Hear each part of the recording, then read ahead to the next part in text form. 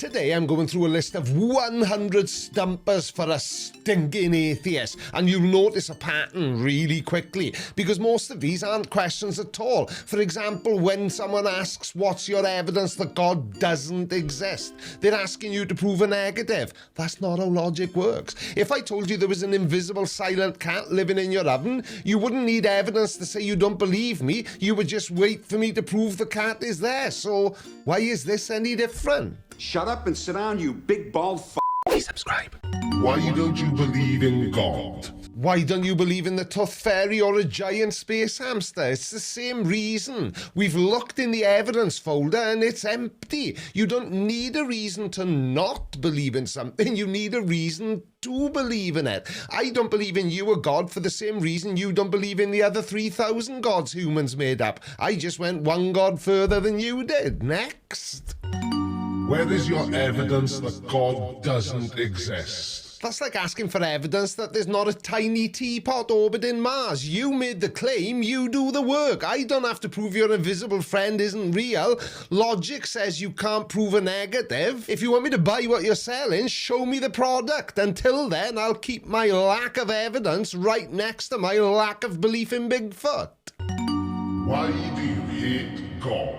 How can I hate something I don't think is real? That's like being mad at Voldemort for killing Harry Potter's parents. Yes, a sad story, but I'm not losing sleep over a character in a book. You're confusing a lack of belief with a grudge. I don't hate God any more than I hate unicorns or leprechauns. Do you believe in the existence of Jesus? I think it's possible that a guy called Jesus existed, but even if he was a real historical person, it doesn't change anything.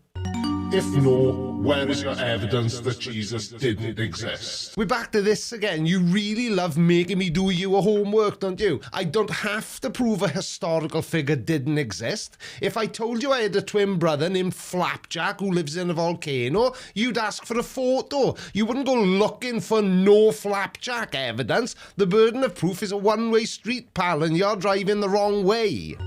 Have you read the Bible? Yes, I have. Do you believe that people have souls? I would if you showed me one. Does it show up on an X-ray or an MRI? Soul is just a fancy word people use because they are scared that when the lights go out, the show is definitively over. If no, where is your evidence? You're really stuck on this prove a negative thing, aren't you? Asking for evidence of no soul is like asking for evidence that my car doesn't run on fairy dust. Do you reject all gods or just the Christian God? All of them. Why do you care so much about what other people believe? I don't care if you think the moon's made of cheese. I care when you try to put that cheese into our science box. Where do you get your sense of right and wrong from? Empathy and living in a society. Morality is an evolved trait. It turns out that tribes that didn't murder each other survived longer than tribes that did. It's called cooperation. We see it in chimps, elephants, and even rats. And none of them have read the Bible, yet they still share their snacks and help their friends out. What evidence would persuade you that God exists? Finally, a good question because it actually makes sense, but the answer is simple. I don't know, but you a god shouldn't he? Are you Jesus Christ? No. Oh my God, you are! You're Jesus Christ! Why are you against the idea of faith? Because faith is a terrible way to find the truth. Faith is what people use when they don't have any evidence. If you had proof, you wouldn't need faith. Why do you attack Christians? I don't. I attack ideas. There's a huge difference. If you tell me that 2 + 2 = 12 and I say you're wrong, I'm not attacking you. I'm just correcting your maths. Why do you hate Christians? You're obsessed with being hated, aren't you? I don't hate Christians. I just don't believe your stories. Those are two very different things. I've got Christian friends. I have Christian family members. They're nice people. I just think they're wrong about one specific thing. Do you hate people who think pineapple belongs on pizza? Probably not, even though you should. You just think they've got bad taste. Why do you mock and scoff at Christians? I don't mock Christians, I just disagree with them. When they say a man lived inside a whale or that a snake had a chat with a woman, you're asking me to take a cartoon seriously. I'm not being mean, I'm just reacting to how wild your claims sound.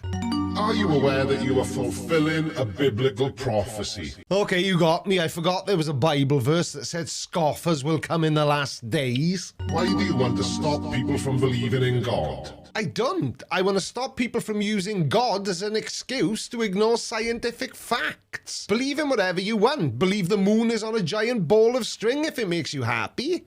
Why do you give Muslims a pass? I don't. I think all religions are based on stories with no evidence. If I don't buy you a book, I'm definitely not buying theirs. Why do you pretend to have all the answers? We don't. That's your job. You are the ones with a book that claims to explain how the world started, why we're here, and where we go when we die. I'm the one saying, I don't know. Why do you claim to be skeptical when you're unwilling to change your mind? I'm perfectly willing to change my mind. I just need a better reason than because I said so. Skepticism isn't about saying no to everything. It's about saying, show me. You are the one with a mind that's locked tight. Your book says, don't doubt and you listen. My book says, test everything. I haven't changed my mind because you haven't given me a single fact that holds up under a microscope. Why do you go after Christian museums that are just trying to tell the truth? Because they aren't telling the truth. Calling a building with plastic dinosaurs and a giant boat a museum doesn't make it one. Real museums use facts. They use carbon dating. They use the fossil record. You, a museum, tell kids that humans rode on the back of T-Rex like he was a pony. That isn't history. It's a theme park for people who hate biology. I don't go after them for fun. I speak up because calling a myth science is a lie. How can you claim to be agnostic and an atheist at the same time? Well, it's easy when you know what the words actually mean. Atheism is just a lack of belief. Agnosticism is what you know. Now, I don't believe in a God. That makes me an atheist. I also don't claim to have 100% proof that no God could ever exist. That makes me agnostic. Most people are both. If atheism is just an opinion, why do you behave like it's a fact?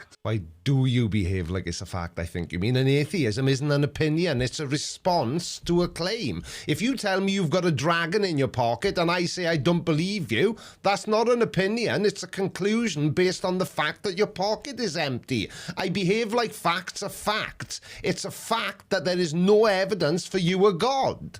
How do you square the fact that some of the most evil people in history were atheists? Stalin and Mao didn't kill people because they believed in God. They killed people because they were crazy dictators who wanted all the power for themselves. Atheism has no rules. There isn't a book that tells atheists to go to war. But plenty of people have used your holy books to justify the Crusades, the Inquisition, and slavery. Why do you believe in evolution? I don't. I accept it because if the evidence was piled up on the ground, it would be so big it could be seen from space. Where is your evidence for evolution? More like, well, isn't it? We've got so much evidence that it's actually embarrassing that you're still asking. First of all, we've got the fossil record. It shows a clear line of change over millions of years. We can see how fish grew legs and how land animals went back into the sea and became whales. Second, we've got DNA. Our genes are like a family tree written in code. We share about 98% of our DNA with chimpanzees. And that isn't a coincidence. It's a paper trail. And thirdly, we've got bad design. Why do humans have a tailbone but no tail? Why do whales have hip bones that they don't use? These are just leftovers from our ancestors. Evolution doesn't make things perfect. It makes them just good enough to survive. Have you ever observed evolution? Yeah, all the time. You just don't like the answer because it doesn't involve a Pokemon-style transformation in about 5 seconds. How about antibiotic-resistant bacteria? We used medicine to kill the weaker ones, and the ones that survived passed on their tough genes. And now that we have superbugs, that's evolution in action. Do you believe in abiogenesis, panspermia, or creation? Well, I don't believe in any of them like they're a religion. I look at where the facts lead. Creation is just a story from an old book, and there is zero evidence to support it. Panspermia is an interesting idea, but it just moves the problem to a different planet. If you believe in abiogenesis or panspermia, where is your evidence? I don't believe in them. I think I've already told you that. I look at the data. For abiogenesis, the evidence is in the chemistry. And as for panspermia, the evidence is in the rocks from space. We found meteorites that contain amino acids and even the bases for DNA. This proves that the ingredients for life can survive in space and travel between worlds. Now, I'm not saying this is 100% how it happened. I'm saying these are ways it could have happened using basic physics and chemistry. Creation doesn't even have a how. It just has a who and a magic wand. What was the first life form? Well, life likely started with self-replicating molecules like RNA. Think of it as a chemical that accidentally learned how to copy itself. And eventually these molecules got wrapped up in a little bubble of fat and boom, you've got a protocell. The oldest physical evidence we have are stromatolites. Where did the first life come from? Well, early Earth was like a giant chemistry lab, and life likely started at the bottom of the ocean near hydrothermal vents. Could the first life form reproduce on its own? Yes. Did the first life form have DNA? Probably not. DNA is like a high-tech hard drive. It's very stable and great for storing data, but it's too complex to be the starter molecule. Most scientists agree that life began with RNA. Did the first life form seek out food, or did it use photosynthesis? Neither. Seeking out food requires a brain, or at the very least a way to move, and photosynthesis is a high-tech solar panel that took a long time to develop. The first life forms were likely chemoautotrophs. This means they didn't eat other things and they didn't use the sun. Instead, they got their energy by breaking down chemicals like hydrogen and sulfur that were bubbling up from the earth. Are viruses alive? Well, that depends on who you ask, but most scientists say no. Viruses are more like a piece of bad code than a living creature. Now, to be alive by most standards, you need to be able to do a few things on your own. Grow, use energy, and reproduce. Viruses can't do any of that. They're just a string of genetic material wrapped in a protein shell. They're like a thumb drive with a reproduce script on it. It doesn't do anything until you plug it into a computer. Why do you believe in the Big Bang Theory?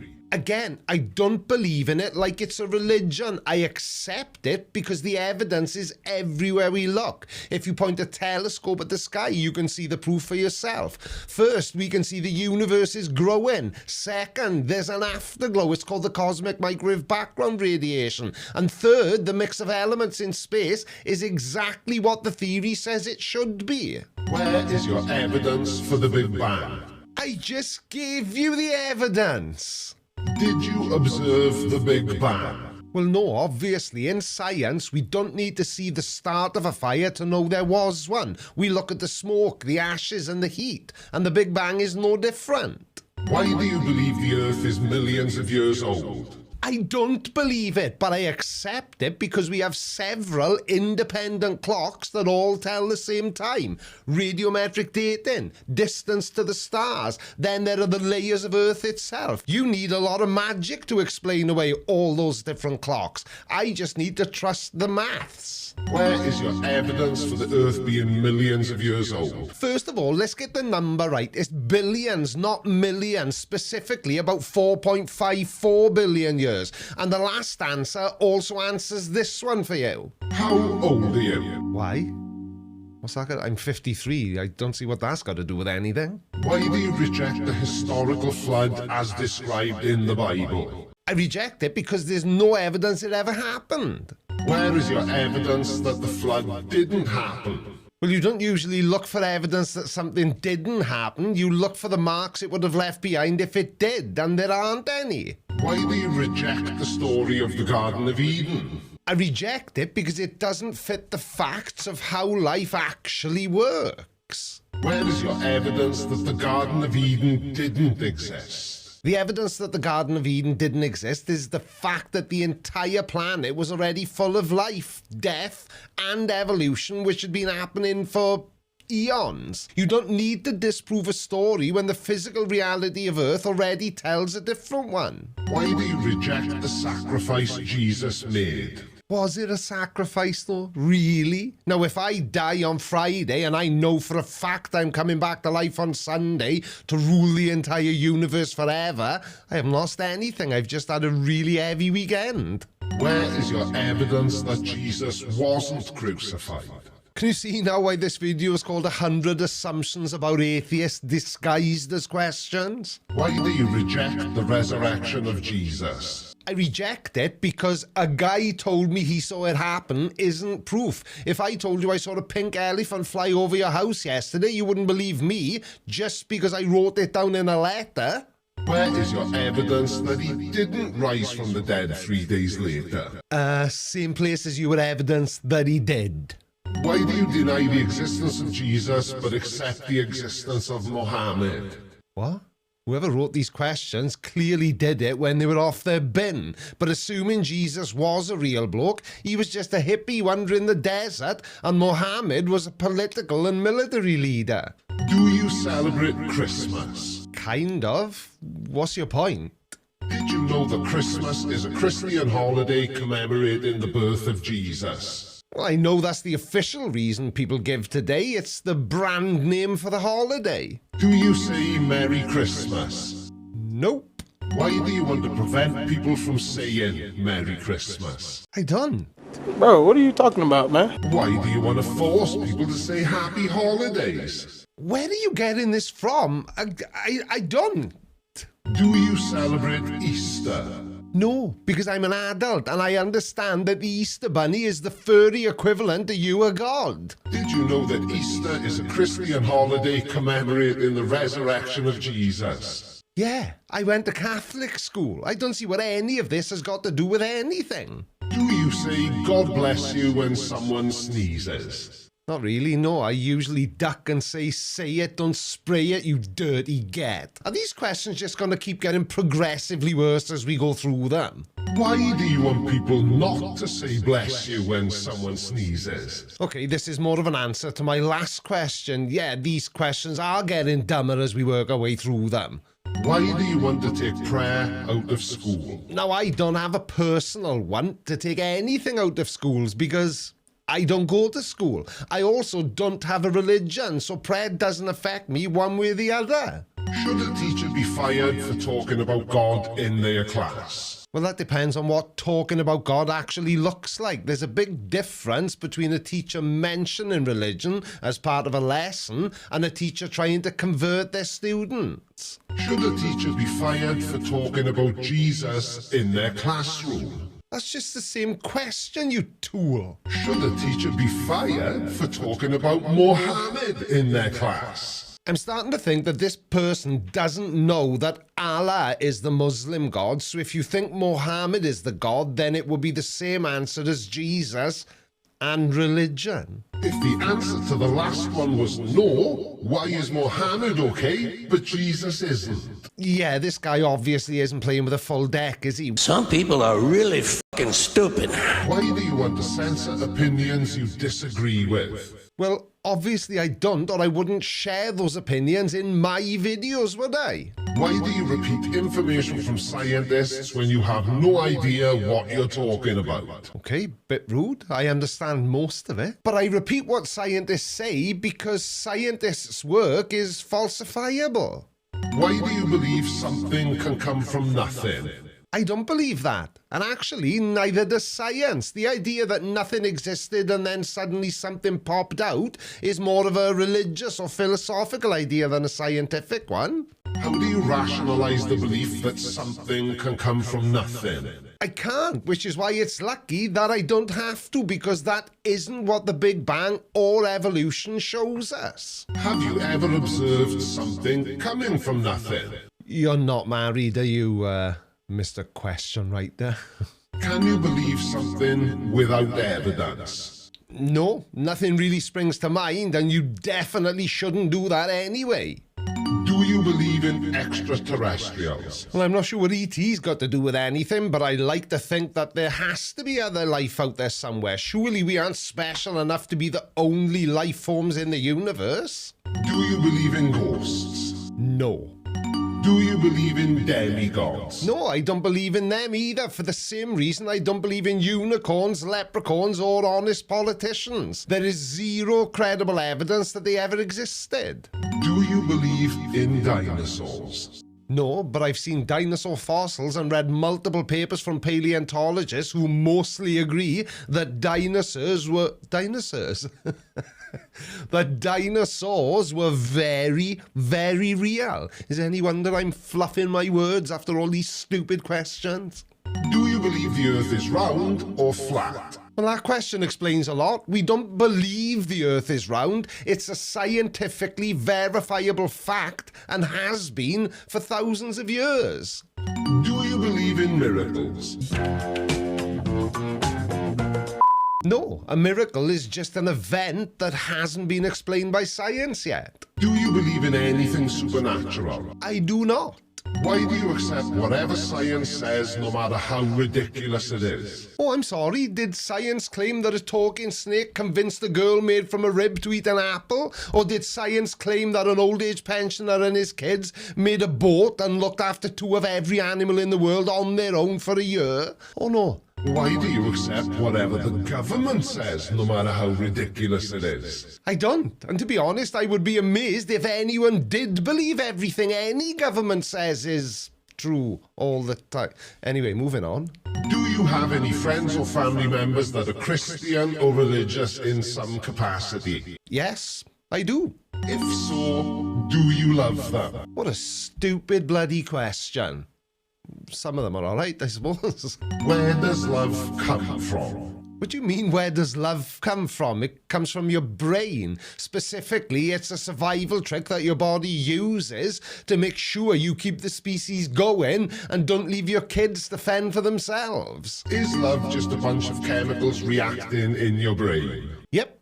To a scientist, love is exactly that, a biological state that drives behaviour through a complex mix of hormones and neurotransmitters. Do human beings have free will, or is everything predetermined? Free will. Do animals have free will? Well, that's a huge question, but I think I know why you're asking it. Do animals feel pain? Yeah, of course they do. Do animals have souls? Well, you'd have to define what a soul is first. Should animals have rights? Whether animals have rights is more of a legal and social question than a scientific one. Nature doesn't have rights. In the wild, animals just eat each other, steal territory, and don't follow a moral code. Rights are a human invention we use to keep our own society stable.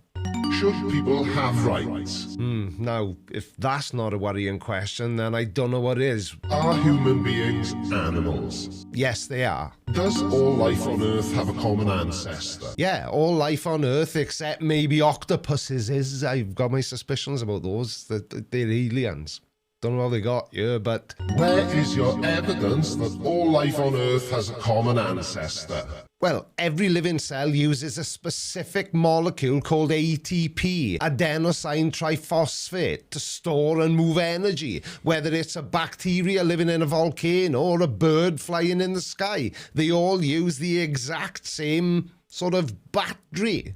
Do you believe that human beings came from monkeys? No, because that would be really stupid, because that's a common misunderstanding of how evolution actually works. Humans didn't come from monkeys. Humans and monkeys both came from the same common ancestor that lived millions of years ago.